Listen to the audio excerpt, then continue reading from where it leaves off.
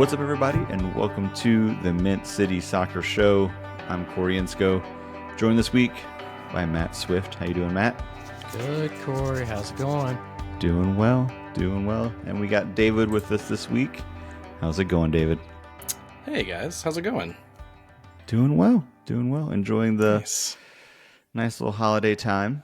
Yeah. Hopefully you got lots of eggnog in. Enjoying the eggnog, absolutely. I haven't tried the chai thing yet, but we're enjoying the eggnog. You gotta do it, man.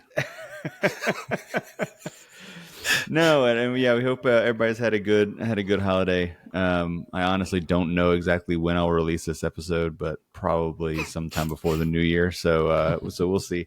But we teased last week, had some things we wanted to talk about.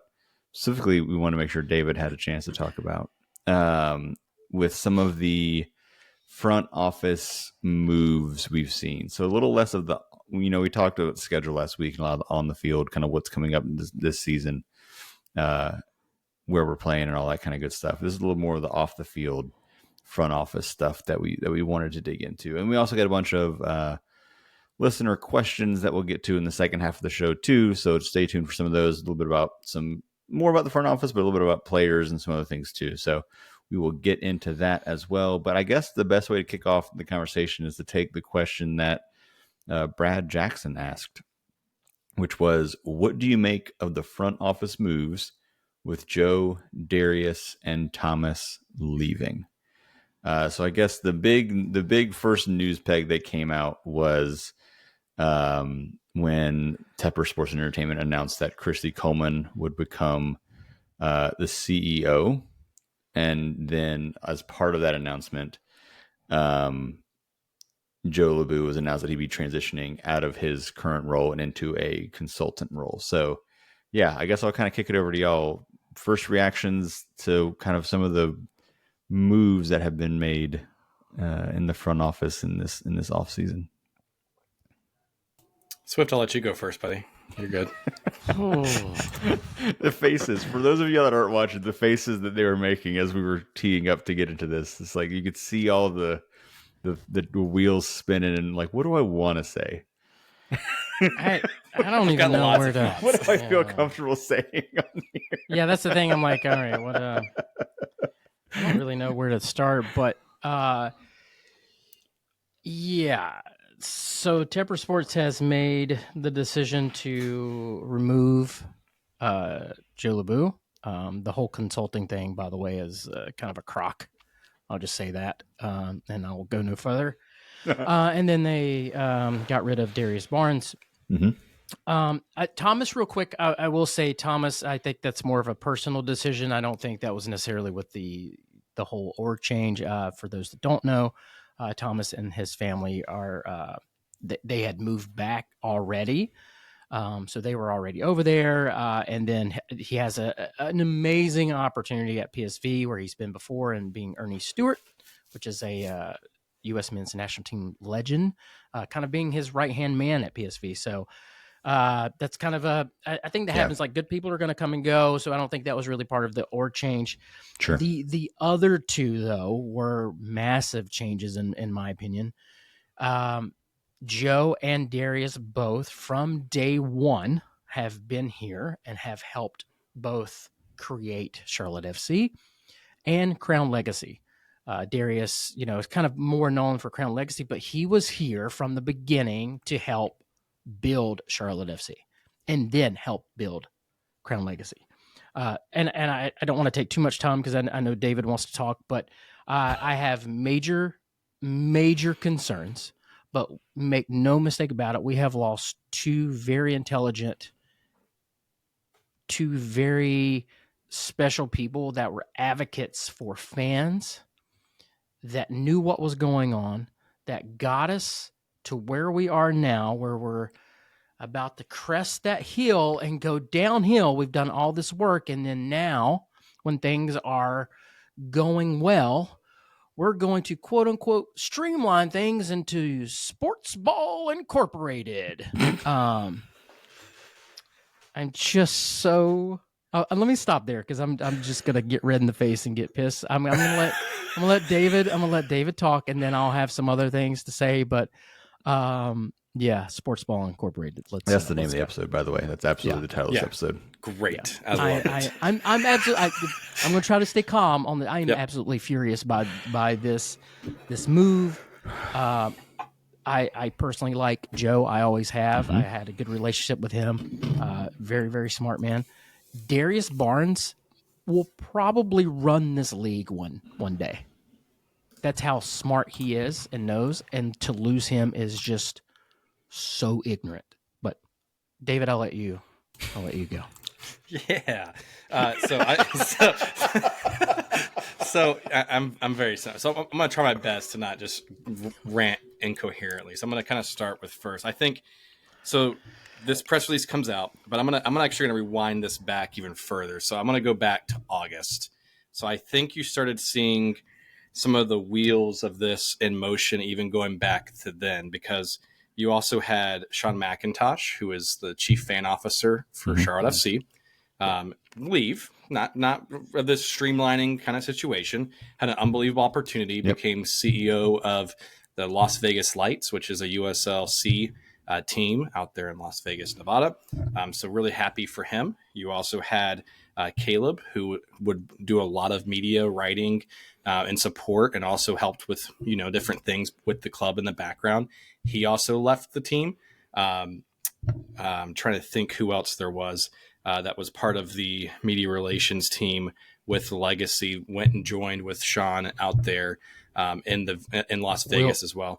Will Martin. Thank you. Yep. So Will left as well. So those are three very fan-centric, understand the background behind it, is soccer first people that left. Okay. And that all happened back in August, September, etc. You now go into, it's December when we released this episode. This was announced on December 3rd. So now you go into Joe LeBlue, who, like you said, very intelligent individual, been here since the start. I may have had me and him have talked offline. We've had some disagreements here and there, but like I always will say, he was very fan focused and wanted to do the right things for the club. So I'll say that. And, it's going to be a loss to see him go, but he's been there since day zero, before there was even a club. You had Darius Barnes leave from this perspective.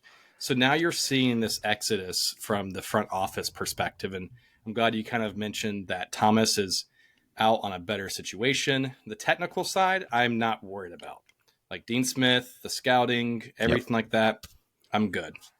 Where my concern is that we're getting into this front office space. And I'm just going to read this sentence of the press release that came out.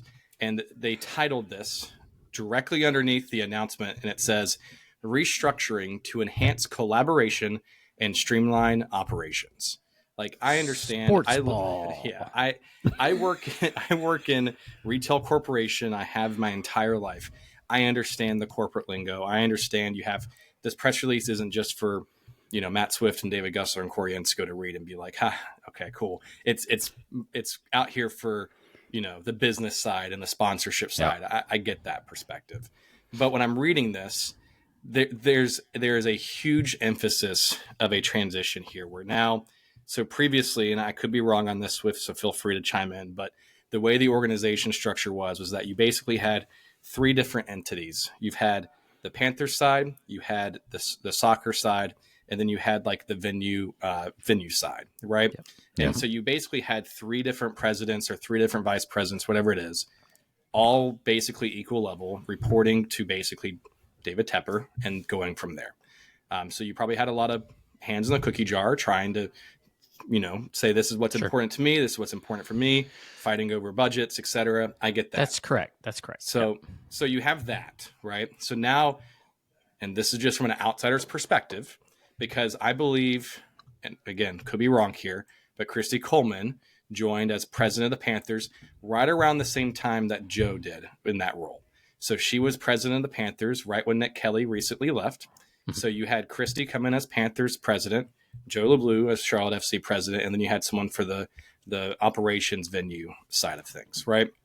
And so the way this reads to me is and I'm trying not to get too negative here, is David Tepper says, I prefer the Panthers organization and the way they ran their things versus the Charlotte FC side, because I let go, or sorry, I helped transition the former president into a consulting role. And I am going to now promote the former president of the Panthers to now CEO of Tepper Sports Entertainment. And you are now going to have a chief revenue officer, which again, corporate lingo is a kind of a role that's very similar to a COO, but their main focus is to drive revenue and sponsorship and partnerships and to maximize revenue as an organization, right? It's a very new, I don't want to say it's a very new, a lot of retailers are going that way where they have that instead of a COO. So now you have a new CEO, a new chief revenue officer who we'll talk about here in a little bit. And then you're going to have a chief business officer that reports to the chief revenue officer. So again, in my mind, this is saying David Tepper preferred the way that the Panthers organization experienced and operated because he elevated those leaders into those roles. And he did not like the way that Charlotte FC did. I'm reading between the T lines, recklessly speculating, but the way it reads to me is you want to let go of the people from the Charlotte FC side if you preferred them to stay and like the way they operated things. And you want to promote the people from the Panther side to oversee everything if you didn't prefer that style, right? So you see that they did announce that, and I'm going to read kind of what this says here, but you are going to have, so it says the organization will align all revenue producing departments underneath the chief revenue officer, who we'll talk about here in a little bit, reports directly to the CEO. And the organization will create a new chief business officer that will lead Charlotte FC on all soccer business operation, replacing the club title, which is where Joe LeBlue is now transitioning out into a consulting role, which you and me both know is kind of hey, we're going to let you work at your contract and then, have a nice day. So, and then you're going to have David Nelson, who is now a new role of vice president in premium sales and services. And then you have Bonnie Almond, who is now being vice president of venue operations. All of those people are now going to be reporting directly to chief venues officer, going to chief revenue officer, going into the CEO. So to me, it is streamlining it. It's now one organization. Cool. Mission accomplished. So much synergy happening now. Scream synergy. So hopefully I didn't just put half the podcast asleep by just saying that. But charts. Or charts. That's what we're all about here. But I'm reading this, and this is where I'll kick it back to you, Swift, because I want to keep bouncing this off and having more conversation on this. But like my biggest concern is this: you promoted somebody who was in charge of the Panthers. And me and Corey were just talking offline before we started recording this episode. Are the Panthers really the organization, not excluding the performance side? I'm not even talking about the performance side because that is just like the Charlotte FC technical side versus the business side. I have not gone to a Panthers game in probably 5 years. I think the last time I went was during COVID, right? And as a fan that grew up from Charlotte, North Carolina, was a former Washington football team fan before the Panthers even existed, lifelong Panthers fan when they started.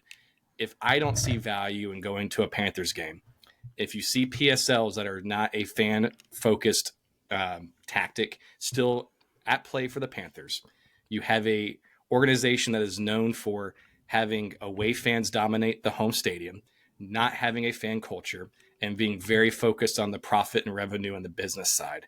And you promote that person who is in charge. And not saying she's been in charge for the 30 plus years, but that is her role. And she's been in a role for 2 or 3 years. Has the team really changed at the Panther side the last 2 or 3 years to be focused on that? And now you're going to say, not only are you in charge of the Panthers, you are now in charge of Charlotte FC. And that is my biggest concern there, is that you're going to run Charlotte FC like a Panthers organization, and you cannot do that. So I'll leave it there for that, because I want to talk about running it like a football team, a NFL football team versus a soccer football team. But Swift, anything else you would add to that a little bit? Yeah, the reason why I said sports ball is because it's like, okay, we're going to run all of this under one umbrella as if it's the same thing. And I think we all know, and Corey, you've grown up watching and being fans of other sports. I think it's safe to say that soccer fans are a different breed altogether. They do things differently than NFL fans, NBA fans, Major League Baseball, college, whatever. To try to treat this the same is absolutely ridiculous. And again, we talked about Columbus and that Miami game and Cleveland, and a soccer person at some point has to raise their hand and be like, this is a horrible idea. But if you don't have soccer people at the higher level, then you're not going to get that. I think I do think there's a little more to this. I look at Joe, who was with the organization for like 14 years. He was a ticket guy first, so that's kind of like his mindset. So he gets into this role, and I think we're seeing, and we kind of had this conversation in Slack. I think we're seeing in year 3 like an actual decline in attendance, PSL renewals, tickets being sold. And there's going to be a natural fall off from like year 1 and even probably year 2. So there's some natural, fall off to that. Sure. But I think, and I said this in Slack, I think the mistake that the organization is making is they're attributing that fall off to Joe not being able to get people to buy tickets or like run the business. And that's why I think you're seeing someone with more revenue in their title and business, everything come in to try to get that. And I just think that that's the wrong thing to do. The ticket prices, we could talk about that in a little bit, but I think that's why Joe was moved on. I think they looked at Darius and like, we don't need a Crown Legacy president. Okay, maybe you don't. I don't know, but again, Darius is one of the smartest people I've ever met from a soccer standpoint. Find him a job, do something, make him the chief business officer of Charlotte. It just made no sense for him to be let go. So I have concerns about same thing that David did. I mentioned the car cresting the hill or the train. It's like, here's the Charlotte FC train that's been going up this hill, making great strides and about to go over the edge here and all downhill. And then you have this train over here, the Panthers train, that is going backwards and derails and catches on fire and all types of other shit. And you're like, hey, do you want to come drive this train? I mean, Panthers have had PR nightmares, fumbled everything. They're a nightmare on the field. They've made so many personnel changes and just they're completely dysfunctional. And like from what I understand and what I've heard, that whole inside has been dysfunctional for like years. So now, again, I don't know Christy personally, and I don't want to like be mean to her, but like to David's point, I have absolutely no confidence that you can come from that organization, and as dysfunctional as it is, to come over here and have no knowledge of soccer at all and be like, yeah, I'm going to run this thing great. Like the thing is, it was running well to start with. And I think they're just misguided on a lot of things. They're misguided on tickets. They're misguided on what they can do with this organization. Like, after season 3, we've really got this in a good spot. We don't need a chief fan officer anymore because now, we've got it into this spot. Like, yes, you do. You need a chief fan officer. You need these special things to make Charlotte FC special. Like the Panthers fan, the environment is god awful. But they sell out. So they're getting their money, but it's going to Chief fans.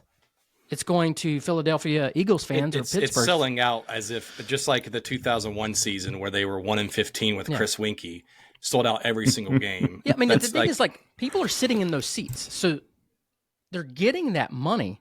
The problem that they're going to have with MLS fans, because MLS and NFL don't have that same structure. You're not going to have, when Kansas City Chiefs come to town, it's all Kansas City Chief fans. When Sporting KC comes into town or whatever, like if they come into town, you're not going to see like Sporting KC fans everywhere. So it's going to be empty. Or you're going to have casual fans, and I love casual fans. But like you're just going to always have that, and then they're not going to show up, or you're going to have a casual atmosphere. But again, like I keep saying, SportsBall, that's how they're, synergy, SportsBall, like it just screams like corporate corporate jargon nonsense. We need soccer people in that organization, just like you need football people in the Panthers organization. You wouldn't want Darius Barnes on running the Panthers, as smart as he is. So it's just asinine. So I'm gonna come back to a few things here, and I'm trying to balance this a little bit because I don't know Chrissy, and I don't want to like. If you're a CEO of any kind of company, you've done something right. You work hard, you're smart, you've done great things. Okay. But I'm looking at the profile. If you look on Panthers.com and you look at ownership and, business, whatever it is, right? She joined the Panthers in 2014 as a controller to the director of finance, then became vice president of finance, then became the chief financial officer, then became president of the Panthers. So what does that tell you just from a optics perspective? The flow there was money, mm-hmm. right? And now you're going to have someone come in and be CEO that's a money background. And sorry, my dog's in the background just in case you can't hear him. He is upset about this just as much as I am. Also upset, yeah. So can't handle it. But like you look at that structure and look at, I'll use Best Buy as an example because I used to work for them many moons ago. A former CFO was running that organization, and what they typically do is they run an organization by looking at the financials first before anything else. And that's because that's what they're trained and understand what to do.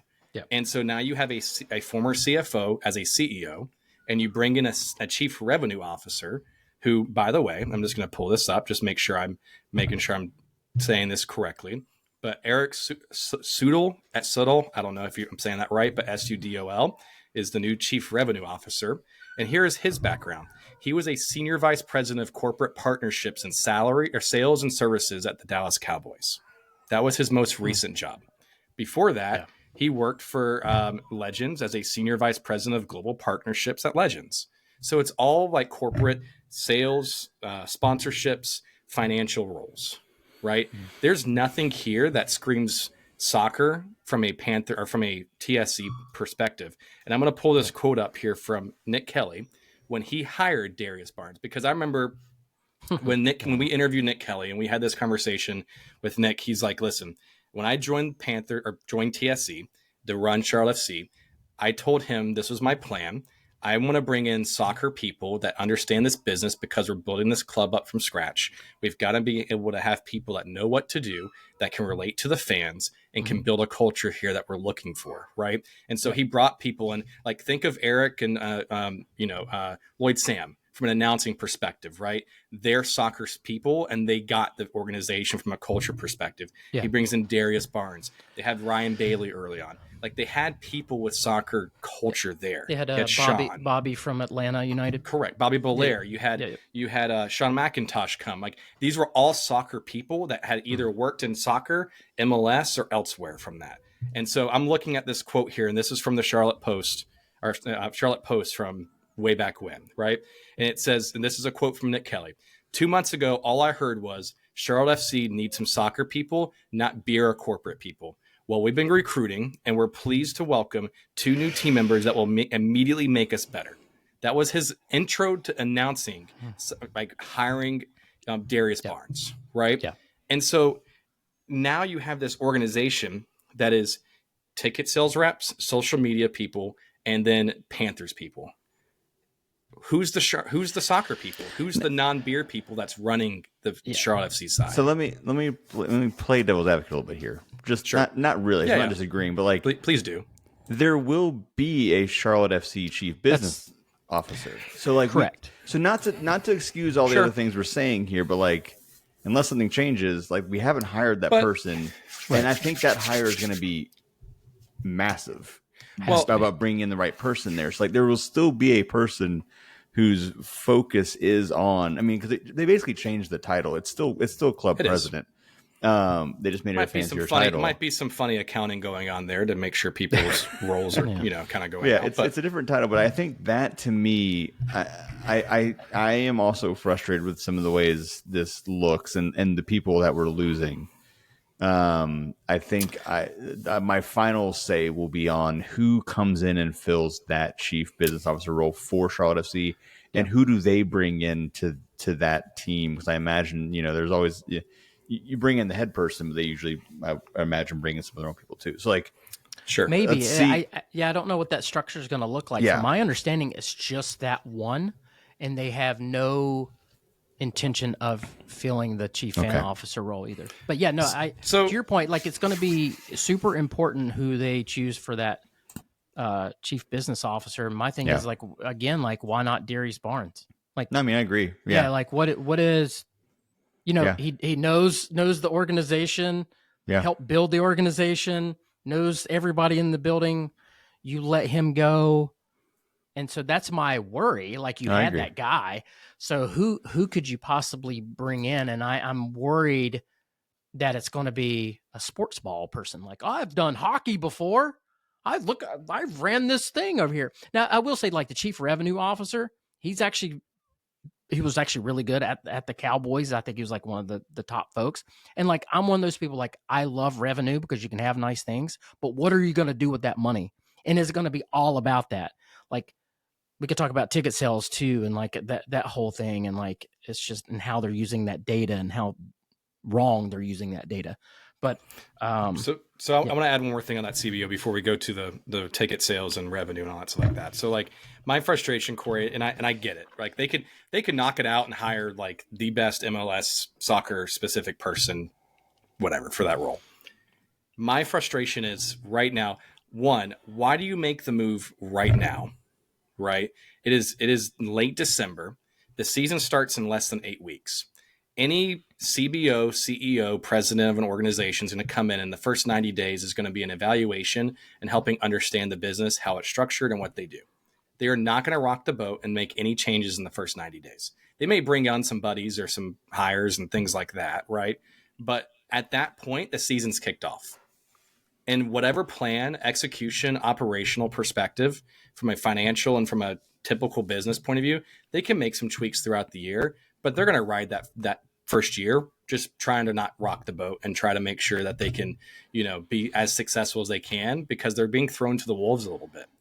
Whatever plan that Joe had right now, and whatever plan is basically going to be operated by without Joe at the helm, is what we're going to be seeing come February and come March. And that's what my frustration is that, yes, we're going to talk about ticketing here and revenue and things like that. And I had my own frustrations even currently with how some of the things were being focused as an organization. And what my point is like, that's going to continue over the next 6 months. That's not going to change either way. So PSLs, ticket pricing, they're not going to come in and make that instant change for us in 8 weeks. So I could be wrong, but I just don't see that. I mean, I think they have to make the change now because it's the off season. I don't think there's ever really going to be a good time for them to like step in, but I don't think the ticketing situation is ever going to change because I don't think the chief, business operator of Charlotte FC is going to be able to go to Christie and be like, yeah, so about these ticket prices, that's going to get shot down because big man Tepper wants to increase ticket prices. And I know for a fact, Joe LeBou made sure, I think it was like season 2, that the supporter section tickets did not go up. He tried to keep it flat. David Tepper wanted to increase prices. He's going to keep trying to increase prices, and it's going to need a soccer person, and it's going to need to be Christie to listen to the fans and to the business officer, and then go back to David and say, you've got to do this or you're going to lose the fan base. So, but the fact that Christie's not a soccer person, that worries me, that she's not going to be quite the advocate or understand. So, all right. So let's transition to ticketing, since you kind of had that segue a little bit, Swift. So I know you said, Tepper wants to continue to increase it, and Joe did his best to kind of ride that storm a little bit.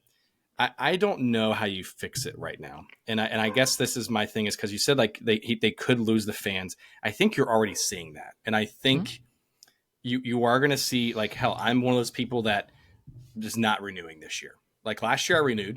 I drove an hour and 50 minutes one way just to go to a game. And then I drove an hour and 50 back just to come home from a game. And I went to most games. I don't go to every game, but I went to most.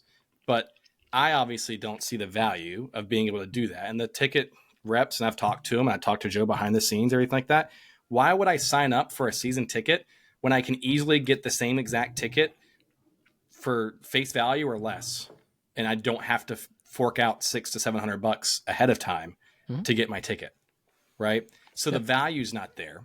But then if you want to keep increasing the tickets, it's going to create this issue. And I guess I remember I was going through my emo Twitter phase of just posting all sorts of frustrations out there on the interwebs for a little bit there. But like I'll use that video from Ted Lasso. But like how much fucking money more do you need? Like honestly speaking, like how much more do you need? Like if you look on that website that shows Christie's org structure and accomplishments, everything like that, the second paragraph in there is recently Coleman represented the Panthers as the leader of the stadium renovation project and ultimately secured a $800 million renovation plan that with support of the Charlotte City Council. So obviously that's important to David Tepper. It is a huge accomplishment from a business side. I get that, but we have PSLs. We're the only team that has PSLs in MLS. There is absolutely no reason to have PSLs at this point, but you can't ever walk it back because you have 3 to 5 year contracts and they just keep rolling over because you get new signees or people who renew. And we're now going into year 4 and you can't just be like, hey guys, just kidding. I know you're 3/4 of the way paying through your contract. We're going to void your contract for you. They're not going to be able to do that. They can't do that. So now you have this artificial inflation of value in the PSLs in people's minds because they paid for a PSL ahead of time. Then you have the actual ticket that's overpriced compared to what the value is trying to do. And then you also have supporter section tickets that are not even selling at face value. And the demand's not there because they're not selling out that section anymore. So, and that's where I'm frustrated and I'm concerned because, like you said, maybe I could be wrong. I don't see Christie going to David Tepper and being like, yeah, I'm going to be the advocate here for Charlotte FC because I've never met any of them. I've only been in the role for 25 days and we don't need to raise ticket prices. Like, why would they not? Like, yeah, I don't know.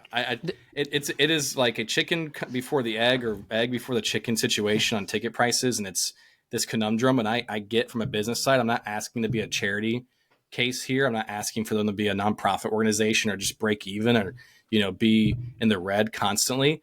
But you cannot tell me that a stadium built in 1996 that's had 2 city paid renovations needs to have PSLs and has another renovation coming up that is solely focused on NFL focused priorities that they have to continue to raise the prices for MLS because it's not the value's not there.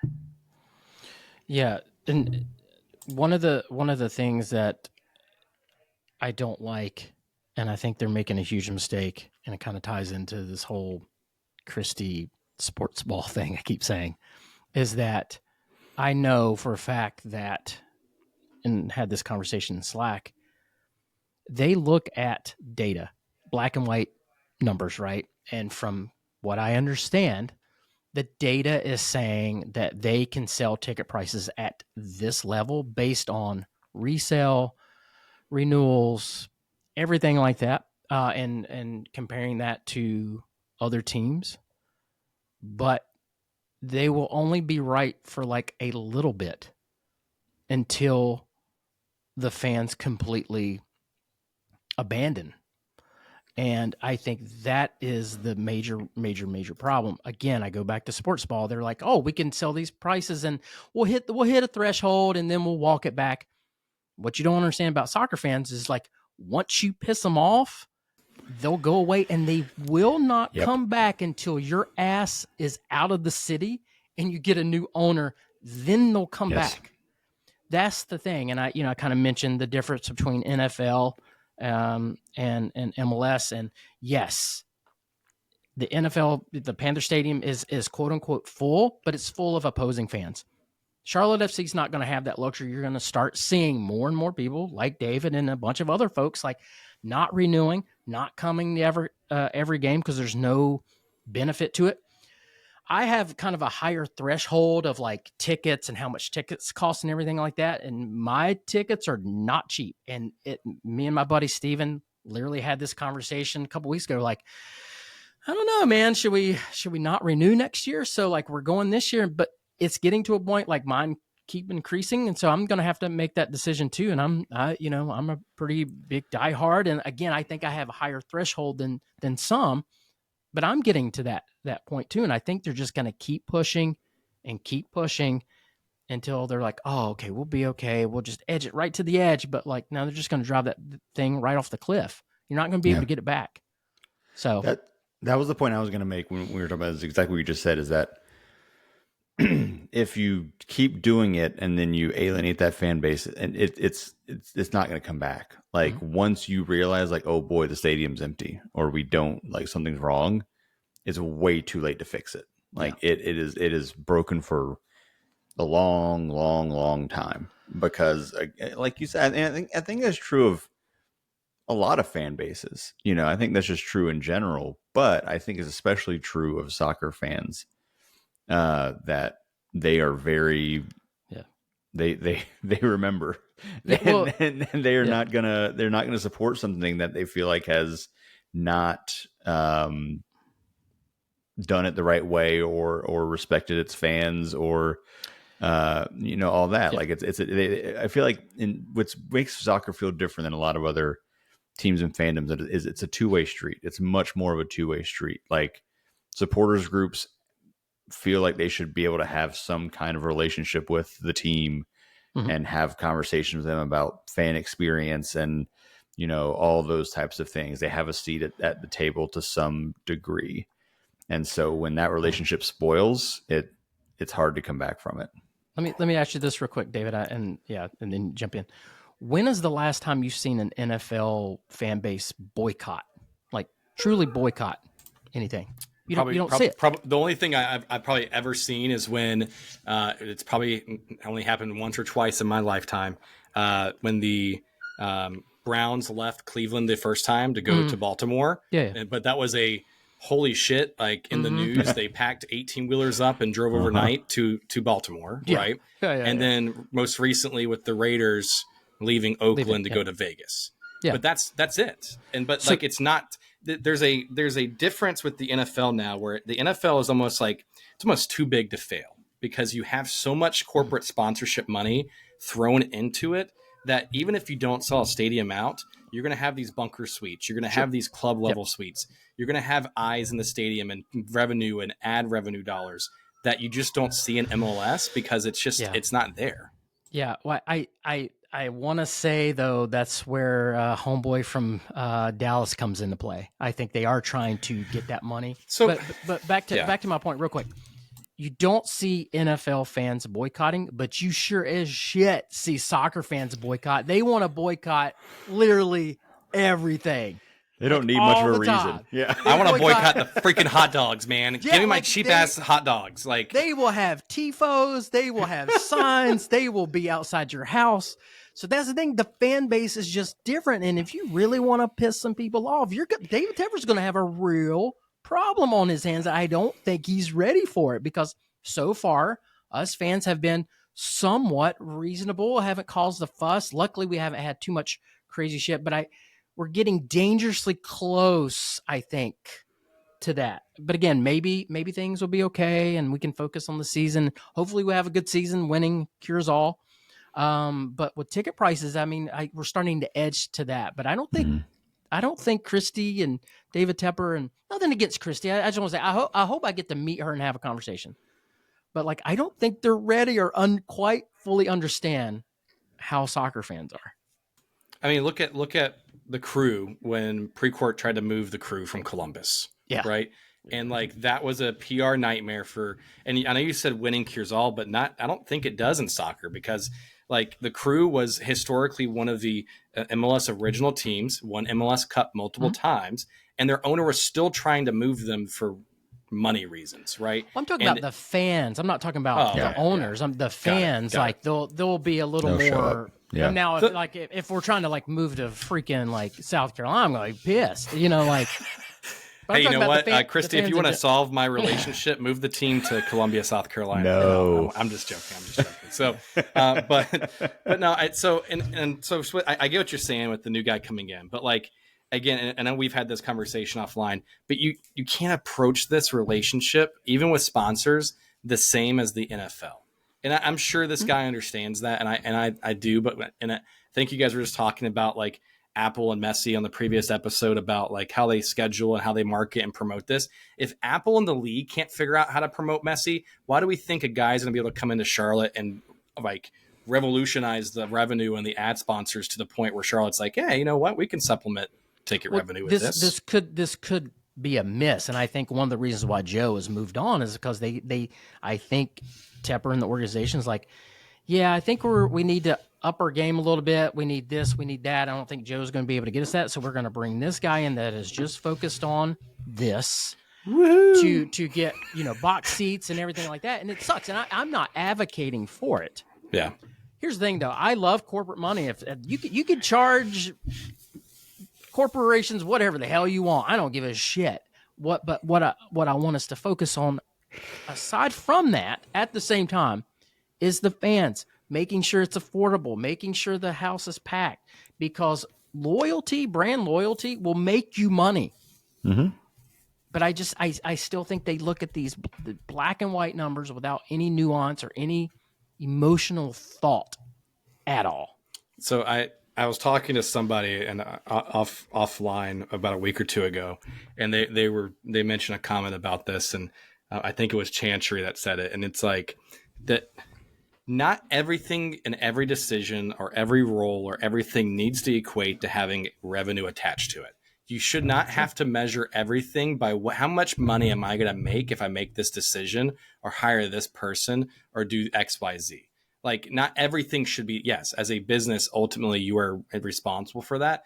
But bringing a chief fan officer should not be a how much revenue is this going to help bring in to support the club. If I make this hire or this, what, like, it should not equate that. Like in soccer, I mean, sports in general, it shouldn't be that way. But like in soccer and specifically should not be always viewed through the lens of how much revenue am I going to be able to break from this. Like, go ahead. Welcome to America, Chantry. I know. Well, so, I have a different take on that, because I'm definitely pro business, pro like revenue. I think if you do have a chief fan officer, it's smart. It builds the fan base, and you can make money of it. Well, to me, that's smart business. We all understand that. Yeah. Aside from like growing the culture of Charlotte FC, but if you make smart moves, you just make money. To me, they're making silly moves, supposedly based on money. Like, it just me, it's like opposite, like what they're doing. So. One of the great things was having Sean here. It was unique. I know other teams, other fan bases, like, wait, y'all have a chief fan officer? That's kind of cool. Yeah. We should be the leader in that. I know they look at ticket prices, and even Joe was like, oh yeah, we're only fifth in ticket. I'm like, you shouldn't hang your hat on. Oh, we're only fifth. Only fifth. Yeah. You shouldn't be like, well, we're only this. Like, that's not something to be proud of. Like. You should do right by your folks. You should give them things, have incentives and stuff. And it maybe, I don't know. I'm not in sports marketing or sports business or anything like that, but it seems almost too good to be true to be like, maybe if I make my ticket prices cheaper, that I'll have more fans in the stadium. And more fans in the stadium, if they have cheaper concessions, are more apt to buy more concessions. And if the merchandise is more cheaper and I have more fans in the stadium, that has more like liquid cash flow, because I'm not charging $18 fucking for a beer, that they can go and buy more kits and scarves and hot dogs and like you know what I'm saying? Like it sounds like we overcomplicate it. And then if you're that adamant about getting sponsorships and corporate sponsors and partnerships and having them get wowed where they want to buy a bunker suite to be wowing their clients because they're here 18 times and they've got to check out the environment of Charlotte FC, then like if you have more eyes in the stadium, you'll get more out of your sponsorship dollars, right? Having the Chick-fil-A corner kick at USL games always cracked me up, because like it's announced on the intercom system, but how much is Chick-fil-A getting from that? Because there's 20 people in the stands hearing that it's the Chick-fil-A corner kick, right? And like that, Corey's laughing because he knows exactly what I'm talking about. But if you have more butts in the seats, you'll have more eyes on your sponsors, and you also, if you make it more affordable, you will then be able to have more like. And I don't want to get into the whole concessions thing because that is my wheelhouse, is food and beverage operation, and how much money TSE is making off of that. It's just mind-boggling. But like, it just make it simple. Like Michael Scott said, keep it simple, stupid, and then that way you'll be really, really good at doing this, and you'll get fan loyalty, you'll get trust back into this. Because right now, like, not to keep beating a dead horse, but you have had people opt out like myself. And I'm not even just saying, I'm trying not to sound elitist when I say this, but you have people who have been here since day zero that are part of supporter group leaderships that helped instill a lot of this culture since day one that have opted out of not renewing their season tickets. And they live in Charlotte still. So if like, it's one thing, I live 2 hours away, whatever, 4 hours round trip. My wife hates it. Okay, I get it. But if you have people locally that are even saying, I don't feel connected enough to do this after 3 years, you've got a culture problem. You've got a ticket problem. You've got to, like, that's going to equate more revenue hardship for you than you even realize 2 or 3 years down the road, because you're going to keep increasing everything. No company goes, I'm going to cut all my prices today and welcome everybody back. So no, that's the big thing. It's like, you have David Tepper that does not have that mindset. He does not understand that, or he doesn't seem to be.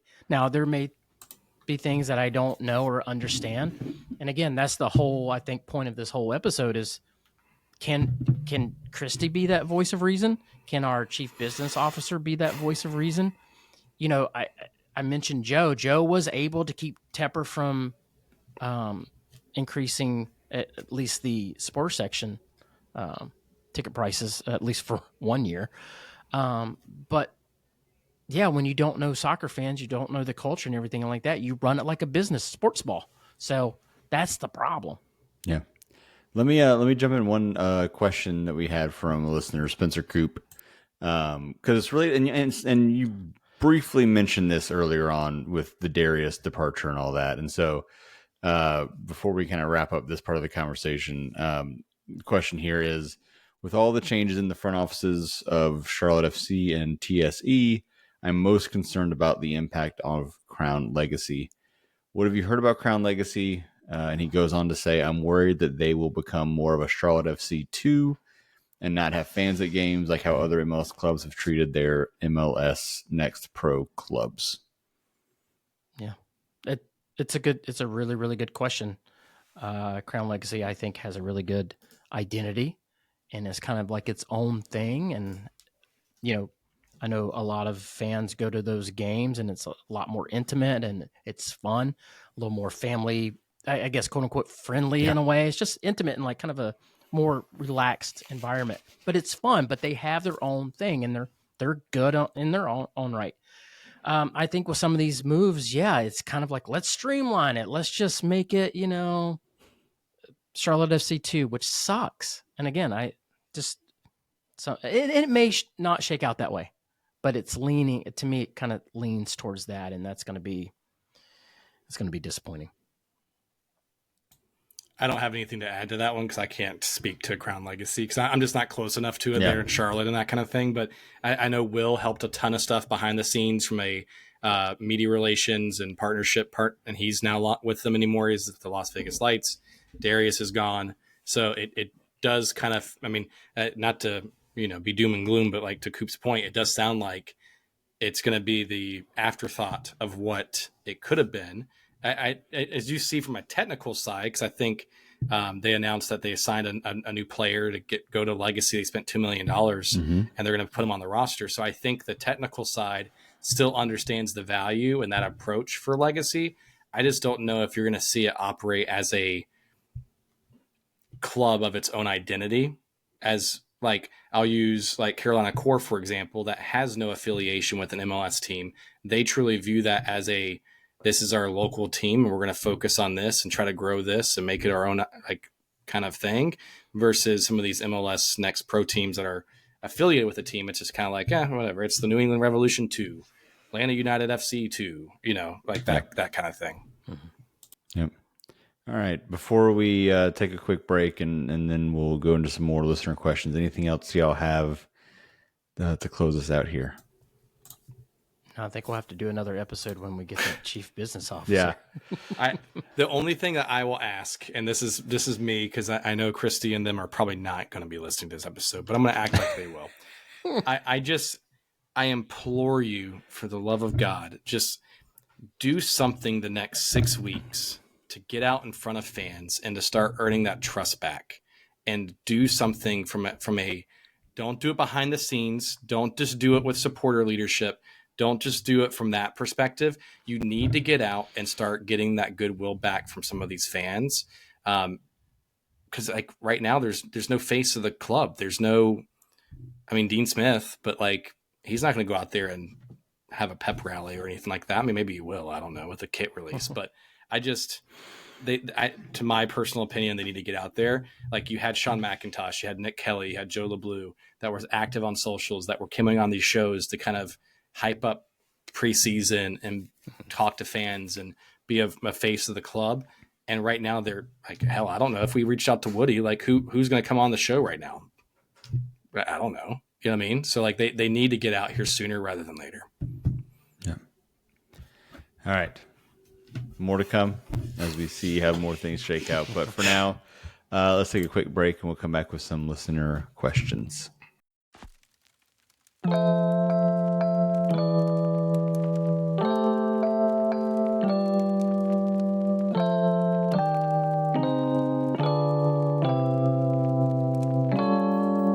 Hey everyone.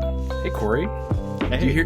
Do you hear those jingle bells in the background? Like, jingling? You know, I should get. Oh man, now I'm gonna start looking through music. If I can jingle bell ad music, you started something. Well, so either you're hearing this, and you're hearing good jingle bells, or I got lazy and you're hearing the same ad music. So I'm mentioning that because Corey, hopefully you've already been Christmas shopping ahead of time, but if you haven't, and you're gonna be that person to say, "Oops, I ordered your gift, but the mail lost it, or it's behind." There's still time for you to be able to get something that is, better for you to have and share with others. So if you want to be a sharp-looking person for these festive holiday dinners, if you want to look good for New Year's, because that's right around the corner too, it is. You might finally win an award for the best-looking person in the party with this. But Manscaped has a new masterpiece, and it's called the Chairman Pro electric foil shaver. So trust me, Corey, and the reason I mentioned the jingle bells earlier, it's like Rudolph for your face. It's guiding you to a smooth, irritation-free shave.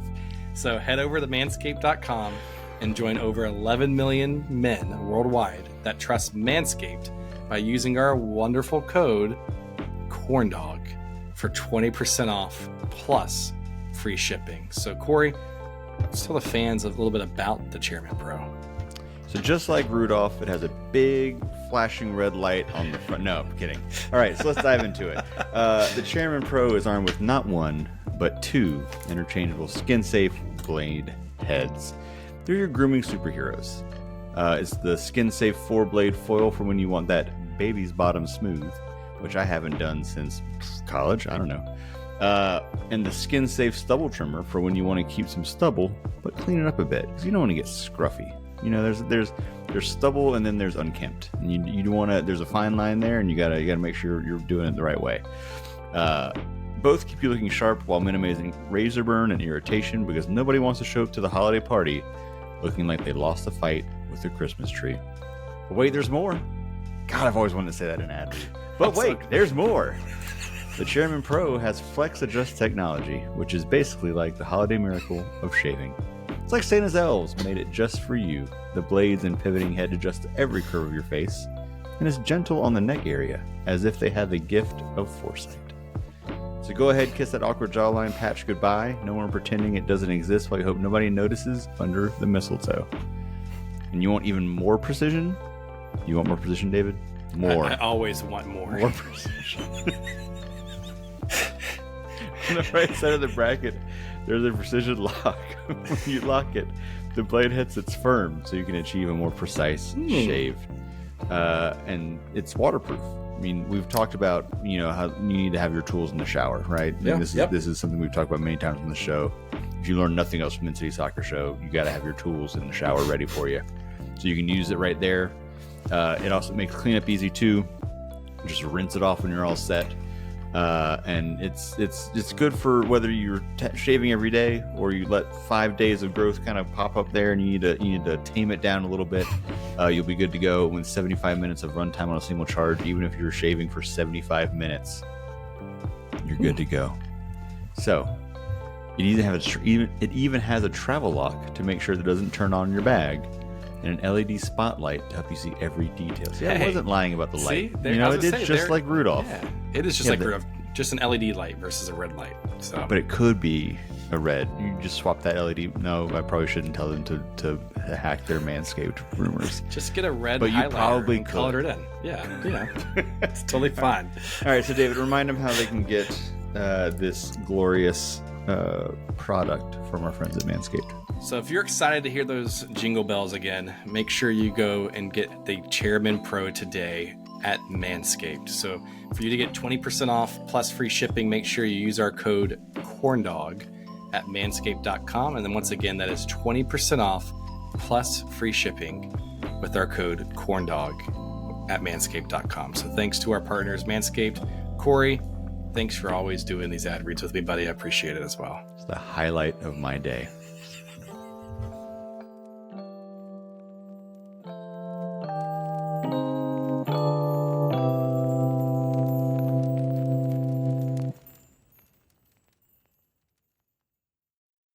All right, everybody, welcome back. Let's get into some of these questions. We touched on the two that had to do with the front office because we were talking about that. So I'll jump into some of the other ones we got from those of y'all who sent them in. Let's stick with Crown Legacy, though. So Russell Varner asks, when do you expect to see the new blood, a.k.a. Crown Legacy players, begin to get more integrated into the first team? I'll start with Matt. I mean, I think we've already kind of seen that. I think we talked about synergy. I think there's been really good synergy between Crown Legacy and Charlotte FC. I like the pipeline and dynamic. I think hopefully we'll just see more of the same. I think we may try to stash another player. That's kind of been our MO, like stash a really good player there and use that kind of loophole in a way. But I like what we're doing. I don't see us changing that. Hopefully we don't change it. Yeah. Anything from you, David? No, I think, like Swift said, I think there is a pretty sound strategy from the technical side. I am interested in a sidebar conversation with like Thomas going on to bigger and better things, Alessandro going on to bigger and better things, what that scouting approach is going to be. And if you do see a little bit of a shift in who they try to scope out and bring on the legacy, I think that might be interesting to see if that changes overall. But no, I think there's some good relationship between the two clubs. Yeah, I think we lost another scout. I don't want to announce that because I haven't seen it anywhere, but I think we did lose another scout to perhaps DC United. But I don't want to say any more than that because I don't know if that's official or not. But but again, there's going to be some natural, people leaving. But it is interesting and kind of an odd time. Like they're all kind of leaving at the same time. We're just at that 4-year mark, and even 5 years if you want to count before. So yeah, it's going to be kind of, do we get a different player profile now that we have maybe some different scouts? Interesting. Russell has a couple other questions. We're just going to do the Russell I think he had portion like 4 of the show. or 5. Yeah, we're going to get to a couple more. Let's do this one first. Is there any part of you that is worried about the age of some of our key players? He specifically mentions Westwood, Ream, Kalina, and Byrne. Are we worried about having some core players that are basically my age? so that you say that, but I think they're younger than we are, Corey. So I'll give you something. So what I would say to that, I guess, I'm sorry, I didn't mean to jump the gun here. I'm not concerned about it for this season, but I am concerned about it for another year or two out. And I think that's where you want to start to see some of these legacy guys that have moved up, like the Petrovic, maybe some guys from, Pedro, et cetera, from legacy in years past, start to get some minutes or get rotation or show why we've paid so much to bring them on to legacy and stash them. You know what I mean? I think that's my only concern is that this season I would like to see. I don't want to see that transition happen, but I like to see that transition plan be visible to say, okay, this is why, and we're good once they leave. Yeah. Matt, anything else? I'm good with the age. I think you got experience, veterans. Yeah, I mean, it's something you'll have to look out for later on. But that was kind of like that's how we've structured these contracts to kind of end at a certain time. So no worries there. Yep, that's how I feel too. All right, and last one. I believe it was last episode we kind of mentioned this a little bit, but the rumors around Miguel Almiron and possibly being linked with Charlotte FC again, and that fell through over the summer, but it seems like those conversations have continued. So were we going to say something, Matt, before I get into the actual question? Discovery rights. I have some more information on discovery rights because everybody was asking why do we have Miguel's discovery rights? Oh, why did we have his discovery rights? Good question, Corey. So he was. How does one get discovery rights for a player that already played in MLS and gets sold? Yeah. So he played for Atlanta United, right? And so each team can. I think initially earlier in Slack I said 7, but there's 5. They've changed it. You can have 5 players kind of on your list of kind of like dibs in a way. Now everybody in the league. MLS is an amazing league. It's just like I call dibs. Yeah, it's like if he ever comes here, I got him. And this list can change. But I mean, you have to like tell MLS like we're changing, we're doing this, we're doing that. And so basically we've had Miguel on our list, and like Atlanta United, like they sold Miguel. There's no reason for him to be on their list or anything like that. But you can update that list and everything. So that's why we have kind of dibs on him. It's kind of stupid to say discover. They should probably reword it just to make it easy. The dib list. But that's why. That's why we have his discovery rights, and that's why we can sign him. I'm trying to figure out an acronym for dibs, like designated incentive. So I don't. I'm gonna work on this. They really do need to change discovery rights. It's so stupid to say that. But think about this, right? That Charlotte FC discovered Marco Reus. Yeah. Discovered. Heck of a find by this club. I mean, really. Who knew that he would become what he did? I'm just imagining Michael Scott yelling and declaring bankruptcy, and having Zoran get on a conference call with Don Garber and be like, Don, I discover, and then just shouts the random player, and then just hangs up the phone. And that's how you do it. That's how they create the list. So, I don't know. Don Garber's just getting phone calls all day of people yelling at him, player names. So I'm gonna workshop dibs, DIBS. So if any listeners of the show want to figure out how we can make that an acronym, like TAM, GAM, dibs, let us know. But I want to know who's on our dib list besides. My list would be so stupid. I would just put like all like the biggest players I can imagine. Like, well, who knows? Maybe they'll get Holland. I guess you kind of do have to be a little strategic because other teams can, be after the same person, and you can only have 5 on your list. So I think there is kind of like, like stings, like he was maybe on the list or something. Like now that's fallen through, you take him off, and you got to like try to find someone else that the Portland Timbers don't have on their list or whatever. I don't know how this list is held anywhere. Can you imagine against Zoran in this imaginary scenario, sitting in his office with a whiteboard and going, what aging European star can I claim 3 years from now when his contract is over and call dibs? That's who I'm going to do. That's what I would do. I would just find all the aging European stars and figure out which one's going to come over next. Anyway. I'll actually get to Russell's question now. Yeah, sorry. Are you nervous about how Almiron and his knees would handle playing on the turf? I'm starting to think that Russell doesn't like old people.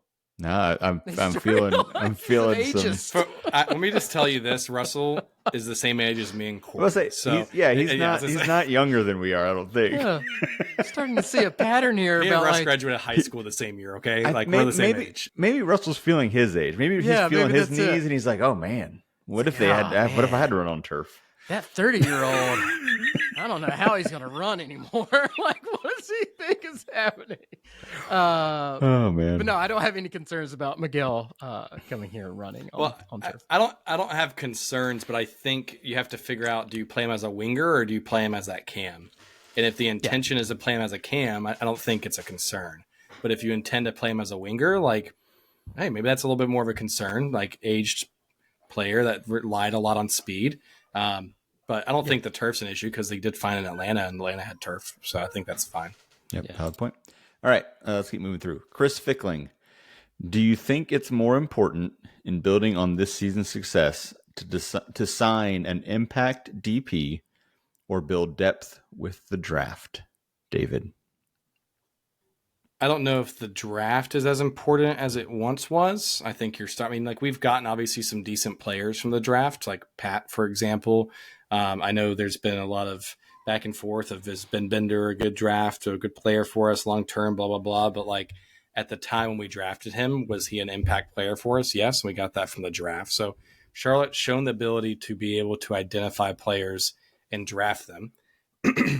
But I don't know if MLS solely relies on that as much. I mean, hell, our number one draft pick from last year just got selected in the expansion draft for San Diego, right? So and he was on loan for us. So was he impactful for us?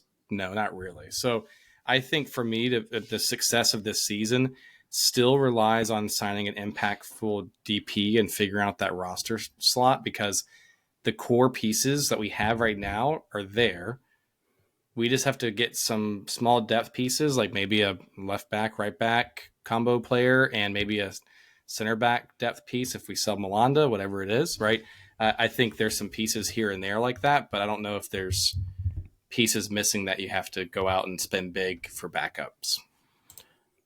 Yeah, I think we've done really well in the draft. Yeah, don't forget Privet too.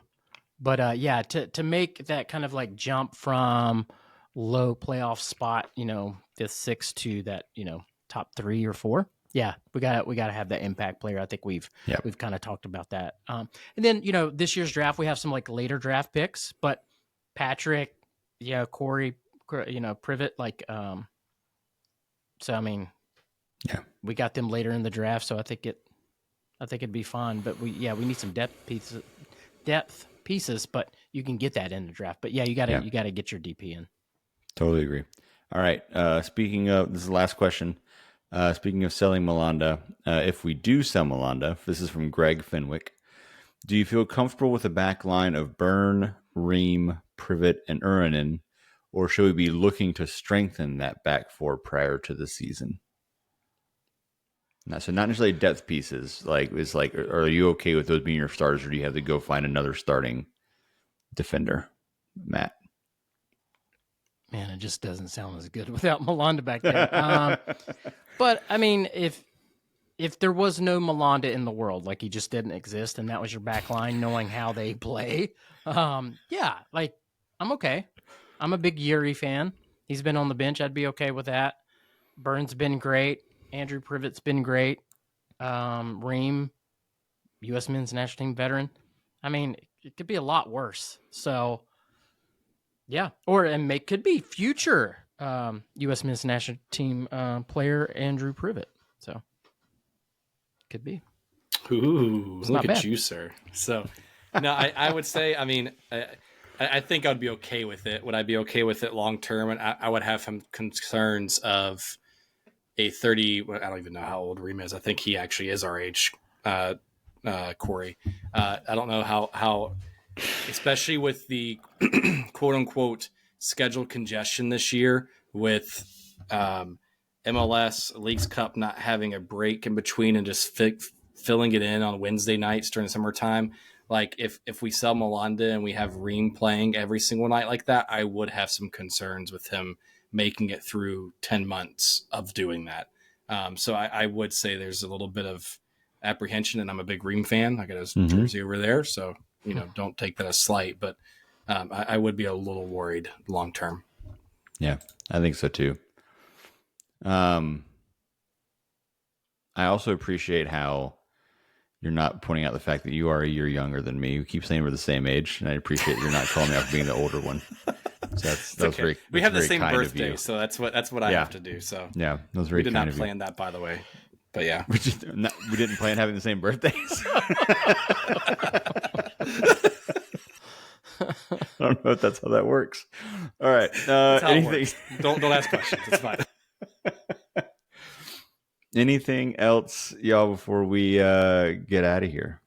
Soccer related or not? What do we got? Oh yeah, Mint City Collective Gala, February 1st, at Like You Know Something. Gala sounds fancy. Like, are you making all these crazy soccer kids put on like tuxes and stuff? Did you not go to the gala the first year when I was president, Corey? No. How dare you? No, he said it so like no. I wouldn't go. No. I would be called. He was disgusted. No. No, it was actually really, really nice. Some people got super. I was a really fan. I It wore was really a suit fun. and tie, and people got super fancy. And Yeah, Corey, my wife even went to the gala. Like, we got dressed Wow. up. I had a nice tie and a sweater on, and we crashed my sister's company's Christmas party after the gala, which was Nice. awesome. Nice. But no, it was a lot of fun. So I'm glad right. to hear that's returning. Swift, I did not see that earlier, so that is it's exciting. All right. I'll mark my calendars. I might show up.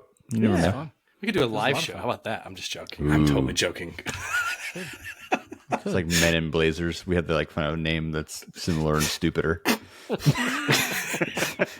We charge a $5 surcharge to come watch us. All right. Well, thanks everybody for listening. We'll be back in the new year. I'm assuming I'm going to put this out before the new year. This is terrible that I'm like, we're talking on this. I'm like, I have no idea when y'all are listening to this. But I'm pretty sure it'll be before the new year. So I hope everybody has a safe and happy new year. And we'll be back in January with some shows leading up to the start of the next season. So thanks, Matt. Thanks, David. Yeah. Thanks everybody Thanks, for Corey. listening. And Thanks, Swift. we'll see you next time. See you guys. Bye.